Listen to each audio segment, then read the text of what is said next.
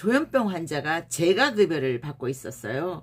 재가급여의 요양보호사는 70대였어요. 왜 조현병 환자가 재가급여를 받았냐고요? 정신병원이 아니고? 몰라요. 평가위원들이 어떻게 알아? 조현병인지 치매인지. 65세 이상의 노인들 중에 정신이 오락가락하면 치매로 체크를 다 하죠. 65세 이하의 그 대상자 중에 멘탈 프로블럼, 그러니까 머리에 뇌에 문제가 있는, 그러니까 노인성 질환이라고 인정을 하면 또 등급을 줍니다. 치매 등급을.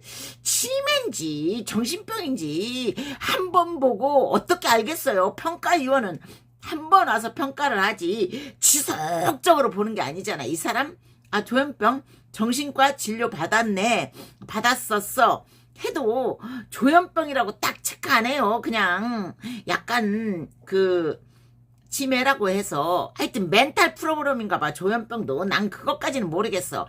그것까지는 건강보험 평가 심의위원들이 할 일이지. 그건 내가 뭐 사회복지사가 거기까지 알 필요는 없잖아. 요양보호사가. 어쨌거나 조현병은 우리 상식으로는 정신병원에 가야 될 것 같은데 아니라니까요. 조현병은 장기요양급여의 혜택을 받습니다. 장기요양급여는 두 가지가 있죠.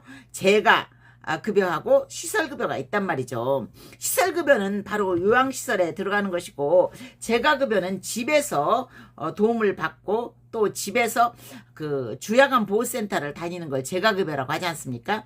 그래서 이제 재가급여는 지역사회 그 활성화다, 뭐 지역사회 활동 뭐. 그러니까 재가급여는 그냥 우리 일상에서 밖에서 돌아다니는 거예요. 그냥 우리가 마주치고 있는 그 어르신들이 요양보호사를 집으로 불러서 등급이 5, 4 뭐 이러면은 3시간. 3등급, 2등급 하면 뭐 4시간 이렇게 해서 시간차별을 두고 도움을 받을 수 있는 상황인데, 어쨌거나 이제 이 중국 사람이었어. 중국 사람. 이 중국 사람이 재가급여를 받았어요. 조현병인데.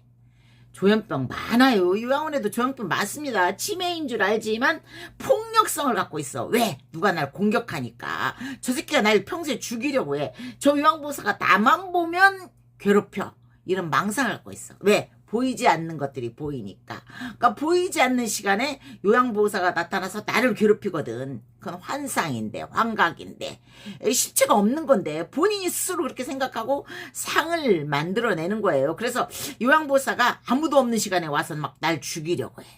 이게 조현병이죠. 하여간 이 조현병 환자가 재가급여를 받고 있었어요. 재가에서 서비스를 받고 있었다는 거지. 집에서 엄마도 있었대요. 근데 70대 요양보호사가 그 집에 가서 이제 뭐 집도 청소를 하고 빨래도 해줬겠지. 왜? 엄마도 계시니까 집도 빨래하고. 어쩌면 이제 둘이서 다 받았을 수도 있어요. 그래서 둘이서 다 받게 되면은 주 6일이 되거든. 참 우리나라 좋은 나라죠. 중국인이라 할지라도. 중국 국적을 갖는데 제가 보호를 받을 수 있어. 이게 중국 국적이라는 게 우리 조선족, 한국 국적도 있고, 그러니까 중국 국적도 이중 국적을 갖고 있었나 봐요. 하여간 네, 그 부분까지는 모르겠어. 또 그거는 출입국 관리소에 물어봐야 될 일이지. 내가 뭐 출입국 관리소 뭐가 아니잖아요. 근데 이제 우리 사회에서 보면 중국에 왔다 갔다 하면서 중국 국적을 갖고 있는 분들이 한국 국적도 갖고 있으면서 한국 국적에 각종 혜택을 누리는 분들이 참 많아.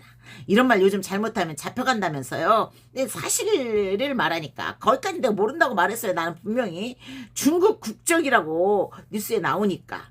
하여튼 이분이 근데 70대 그 요양보호사 선생님이 와서 이제 잘 관리를 했겠지. 70대면 또 건강하신 그분이 얼마나 세상 살면서 산전수전 살림 잘하겠어요. 살림도 다 해주고 그랬단 말이야. 근데 평소에 이 조현병 환자가 난 이 부분에서 내가 이해를 못하겠어. 자기 엄마한테 저 요양보호사가 날 죽이려고 한다. 계속 그런 헛소리를 했대요. 그러면 분명히 그 부분에 대해서는 어떤 보고를 했어야지. 센터에 그냥 있다가 어느 날 요양보호사 선생님을 흉기로 무차비하게 찔러주겠어. 무차비하게. 근데 1심에서 15년형을 받았다가 2심에서 형이 너무 길잖아요 하니까 12년으로 줄어들었어요. 웃기지. 12년. 이황보살 스님 건강한 삶을 살았어. 산재 처리 물론 되겠죠. 산재가 중요한 게 아니잖아요.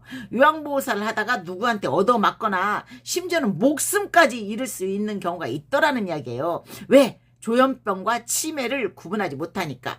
조현병은 격리해야 돼요. 전염병보다 더 위험하지. 근데 이 조현병이 사실은 요양원에도 많이 있습니다. 조현병 진짜 많아요. 그냥 뭐가 보인다.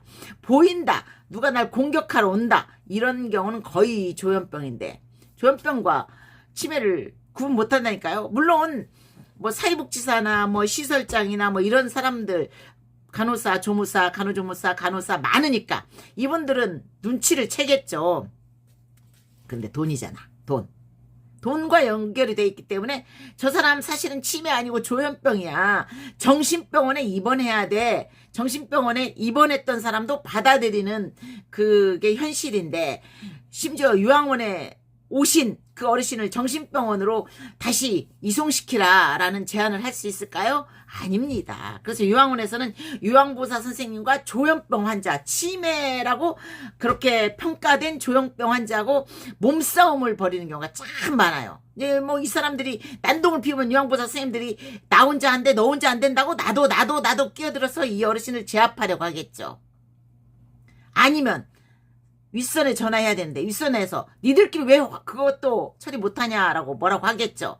그러니까 이제 막 싸운단 말이에요. 이 어르신이 흉기, 의자나 책상이나 아니면 몽둥이 같은 거 들고 공격을 하면 요양보호사 선생님들도 거기에 대항하려니까 또 같이 공격을 한단 말이죠. 그러면 그때 어떻게 되느냐. 치매 어르신은 치매인 거고 요양보호사 선생님은 노인 폭행, 노인 학대 이렇게 되는 것이죠. 이해 가셨나요? 장애인 폭행은 특히나 5년 이하의 징역, 5천만 원 이하의 처벌에 해당합니다. 치매, 조현병, 그런데 그분이 만약에 다리 하나를 이렇게 절었어. 평소에 다리 하나로 장애인 등록이 돼 있어. 그러면 5년 이하의 징역, 5천만 원 이하의 벌금이 되겠죠. 무시무시한 위험을 감당하고 생계 유지를 하고 있는 게 요양보호사예요. 봉사 정신으로 하시는 분들이 참 많이 있습니다. 진짜 많아요. 먹고 살만한데 왜 그런 짓 하느냐. 그냥 어떤 사연에 의해서 그냥 하는 거예요. 아무 생각 없이 하다 보면 또 내가 이걸 가지고 뭐 내 자식을 좀 도와주고 싶으니까 내 연금은 다 자식에게 그냥 몰빵하고 있거든. 이러니까 그러다 보면 이런 일도 겪게 됩니다. 요양보호사들의 사각지대에 있는 그 인권이 참 보호되는 방법을 찾아야 되는 거예요. 요양보호사라고 해서 그냥 막무가내로 당하고만 살게 해서는 안 되고, 모든 종처럼 하는 그런 지시, 그거 거부할 수 있는 제도가 필요하지요.